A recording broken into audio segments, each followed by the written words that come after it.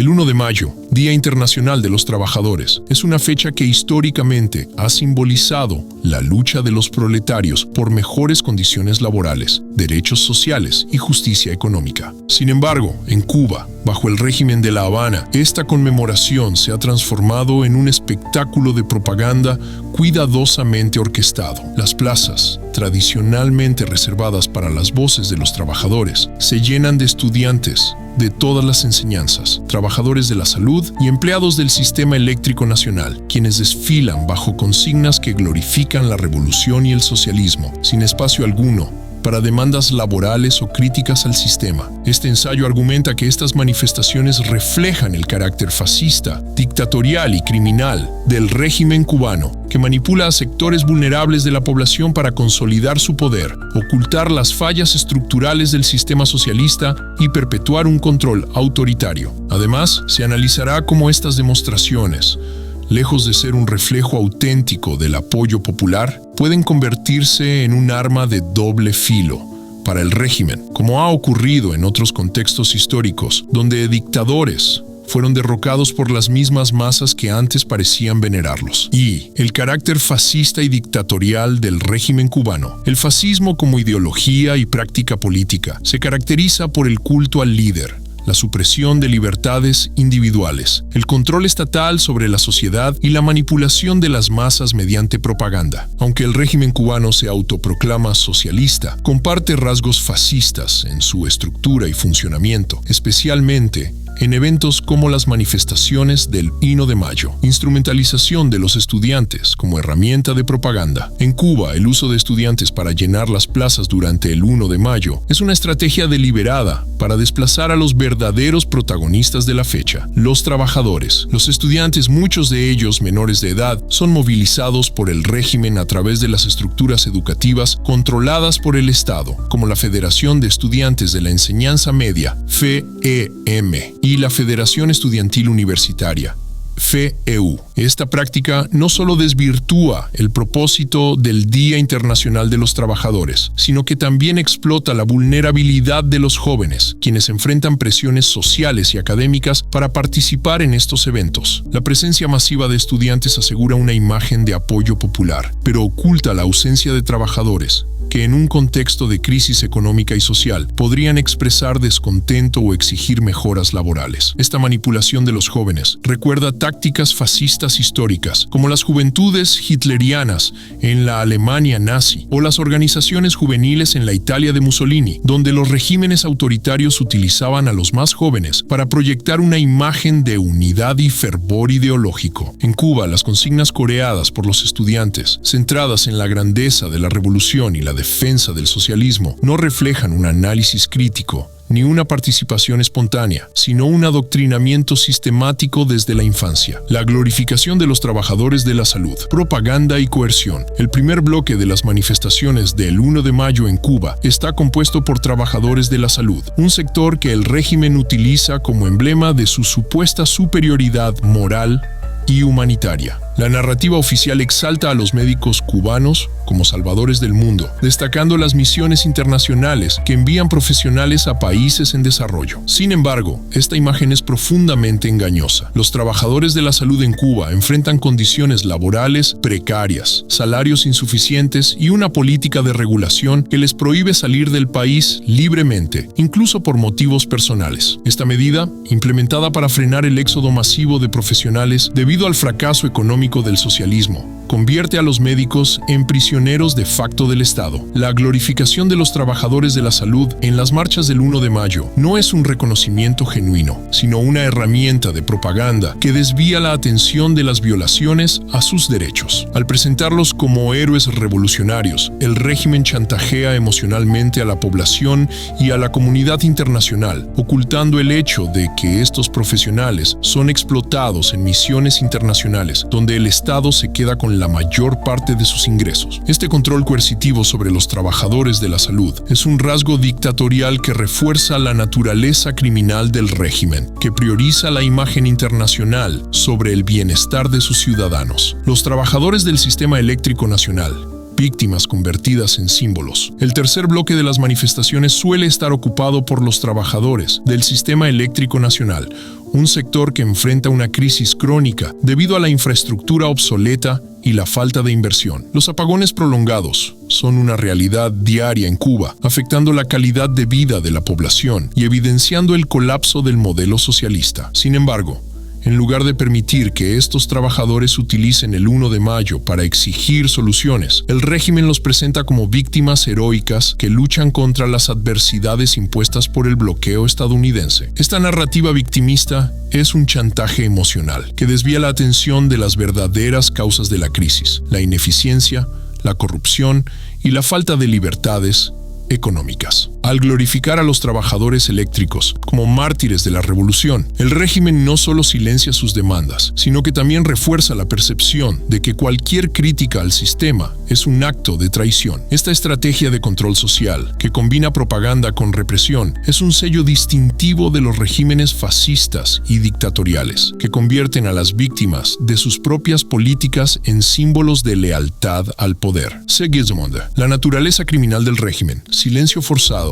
y represión de derechos. El carácter criminal del régimen cubano se manifiesta en su negativa a permitir que el 1 de mayo sea un espacio para el reclamo de derechos laborales. En un país donde los trabajadores enfrentan salarios de miseria, el salario promedio mensual es inferior a $30 en el mercado negro, escasez de alimentos, medicinas y servicios básicos, y una inflación galopante, la ausencia de consignas en defensa de los trabajadores en las marchas del 1 de mayo es reveladora. Esta omisión no es accidental, sino el resultado de un sistema que reprime cualquier forma de disidencia o crítica. La prohibición de sindicatos independientes. En Cuba, los sindicatos están subordinados al Estado a través de la Central de Trabajadores de Cuba, CTC, una organización controlada por el Partido Comunista. Los trabajadores no tienen derecho a formar sindicatos independientes ni a realizar huelgas, lo que viola los convenios internacionales de la Organización Internacional del Trabajo, OIT.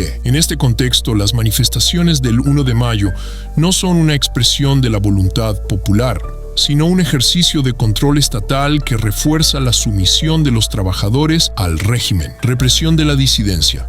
Cualquier intento de utilizar el 1 de mayo para expresar descontento es reprimido con dureza. Activistas, periodistas independientes y ciudadanos que intentan manifestarse al margen de las marchas oficiales enfrentan detenciones arbitrarias, vigilancia y, en muchos casos, prisión. Este ambiente de miedo garantiza que las plazas se llenen de consignas favorables al régimen, pero no refleja un apoyo genuino, sino una obediencia forzada. La crisis económica, como crimen estructural. La crisis económica en Cuba no es simplemente el resultado de sanciones externas, como sostiene la propaganda oficial, sino de décadas de políticas económicas fallidas, corrupción y falta de libertades. La incapacidad del régimen para garantizar necesidades básicas como alimentos, electricidad y atención médica constituye un crimen estructural contra la población. En este contexto, el uso del 1 de mayo para glorificar el socialismo mientras se ignoran las penurias de los trabajadores es una forma de violencia simbólica que perpetúa el sufrimiento de los cubanos.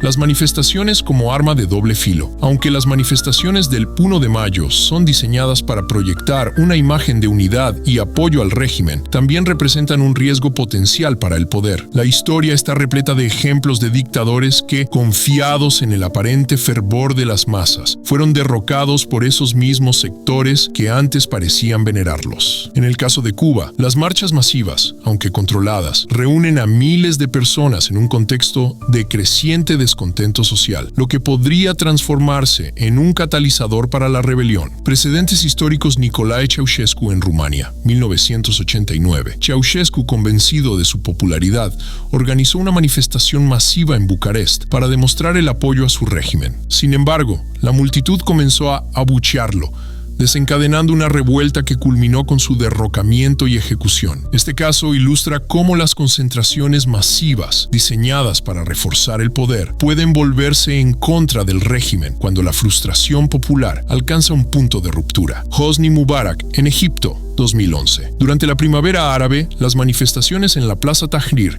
inicialmente toleradas por el régimen, se convirtieron en el epicentro de la revolución que derrocó a Mubarak. La movilización masiva, incluso en un contexto de represión, demostró el poder de las multitudes cuando el descontento se canaliza en acción colectiva. El potencial subversivo de las marchas en Cuba.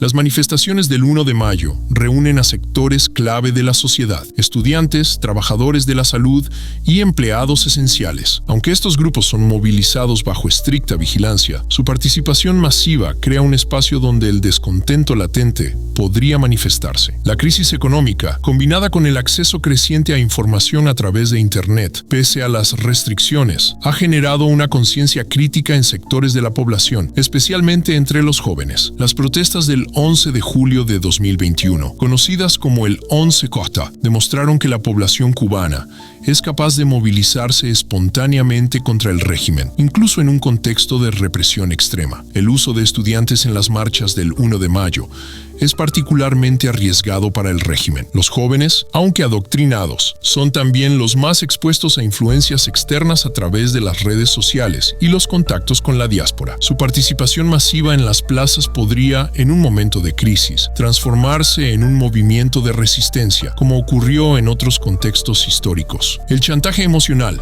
y sus límites. La estrategia del régimen de presentar a los trabajadores de la salud y del sistema eléctrico como héroes revolucionarios tiene un límite. Cuando las condiciones de vida se deterioran hasta un punto insostenible, el chantaje emocional pierde efectividad. Los trabajadores, conscientes de su explotación y de las promesas incumplidas del régimen, podrían comenzar a cuestionar la narrativa oficial y utilizar las manifestaciones como una oportunidad para expresar su frustración. Terezhiyevsi, la falsedad de las demostraciones. Propaganda versus realidad. Las manifestaciones del 1 de mayo en Cuba no son un reflejo de la realidad, sino una construcción propagandística diseñada para perpetuar el mito de la revolución. Esta discrepancia entre la imagen proyectada y la verdad subyacente es un rasgo característico de los regímenes totalitarios. La ilusión de apoyo popular.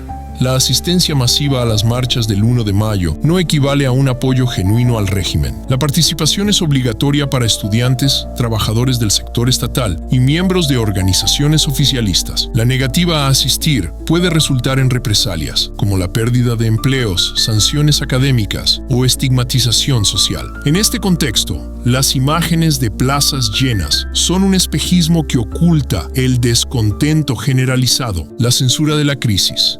Las consignas que dominan las marchas, centradas en la defensa del socialismo y la condena al imperialismo, ignoran deliberadamente los problemas reales que enfrenta la población: hambre, apagones, inflación y represión. Esta censura refuerza la narrativa oficial, pero también alimenta la frustración de los cubanos, que ven en las marchas una farsa que no aborda sus necesidades. El contraste con la diáspora y las redes sociales. En la era digital, el régimen cubano enfrenta un desafío sin precedentes: la capacidad de los cubanos para contrastar la propaganda oficial con la realidad. La diáspora cubana, especialmente en Estados Unidos, utiliza plataformas como X para denunciar las violaciones de derechos humanos y la crisis económica en la isla. Los jóvenes, aunque con acceso limitado a Internet, están cada vez más expuestos a estas narrativas alternativas, lo que socava la credibilidad de las manifestaciones del 1 de mayo como expresión de unidad nacional. Conclusión. Las manifestaciones del 1 de mayo en Cuba, lejos de ser una celebración de los trabajadores, son una demostración del carácter fascista, dictatorial y criminal del régimen de La Habana. Al instrumentalizar a estudiantes, trabajadores de la salud y empleados del sistema eléctrico nacional, el régimen silencia las demandas legítimas de los proletarios y perpetúa una narrativa propagandística que glorifica el socialismo mientras ignora el sufrimiento de la población. Sin embargo, estas demostraciones son un arma de doble filo. Como lo demuestran los casos de Ceausescu, Mubarak y otros dictadores, las concentraciones masivas pueden transformarse en un catalizador para la rebelión cuando el descontento popular supera el miedo a la represión. La falsedad de estas marchas, que proyectan una imagen de apoyo popular mientras ocultan la crisis estructural del régimen, es un recordatorio de la fragilidad de los sistemas autoritarios. En un contexto de creciente acceso a la información y frustración social, el 8 de mayo podría dejar de ser un instrumento de control para convertirse en el escenario de un despertar colectivo. Para la comunidad académica y los defensores de los derechos humanos, el análisis de estas manifestaciones ofrece una oportunidad para desenmascarar la verdadera naturaleza del régimen cubano y abogar por un futuro donde los trabajadores puedan reclamar sus derechos sin temor a la represión.